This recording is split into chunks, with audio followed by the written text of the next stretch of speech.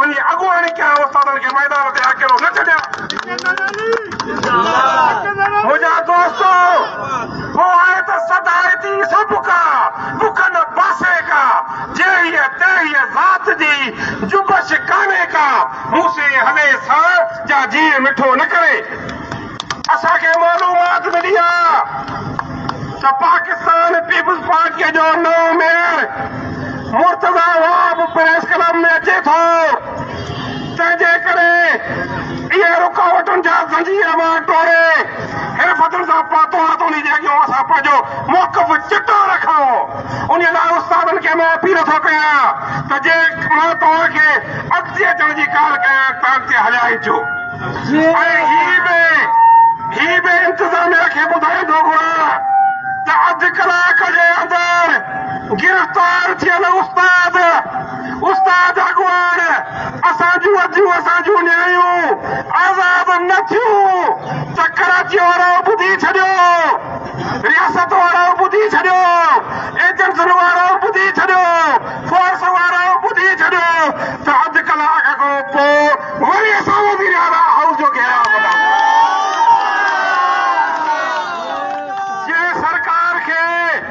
जे सरकार खे मसइलो हल करणो आहे त साईं मुराद अली शाह ॿुधी छॾ, अधु कलाक जे अंदरि नोटिस वठ, बिलावल भुट्टो ज़रदारी साहिब ॿुधी छॾ, अधु कलाक जे अंदरि नोटिस वठ,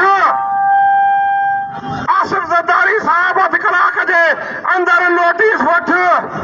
असां बि तव्हांजा आहियूं, असां बि शहीद राणीअ जे शहीद ज़ुल्फ़कार अली भुट्टे जे मिशन सां मोहबत करण वारा माण्हू आहियूं, पर घणो असांखे तंग न कयो।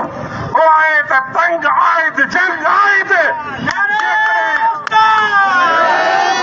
जेकॾहिं तव्हां असांखे घणो वक़्तु तंग कयो, असांजा मसइला हल न कया त पोइ असांजा पिट परातनि जूं ॻाल्हियूं अरबाब रहीम खां पुछो त उहा कहिड़नि हालनि में आहे। सुभाणे ईअं न थिए त अव्हांखे बि हिन सिंध मोट पर गौर करणु पवंदे।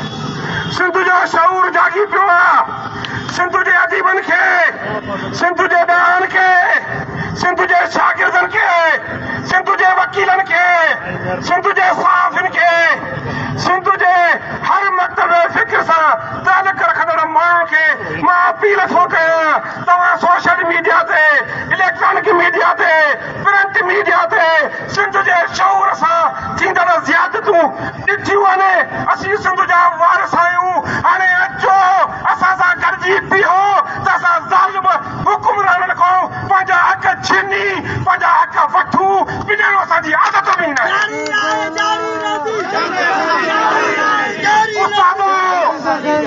सिंध जा उस्तादो वाइदो कयो, मूंखे अव्हां ते एतिरो भरोसो आहे जेतिरो हाणे पाण खे ख़बर आहे त अधु कलाक खां पोइ सिज लहंदो, राति थींदी ऐं वरी सुबुह सिज निकिरणो आहे। मूंखे सिंध जे उस्ताद ते एतिरो भरोसो आहे त हुन कॾहिं बि मैदान ख़ाली न आहे छॾियो, पंहिंजे अॻुवान खां परे न विया। उस्तादो वरी बि मुंहिंजी ॻाल्हि थिएव त क़दम अॻिते वधाइजो, रियासत जी रुकावट जो मुंहुं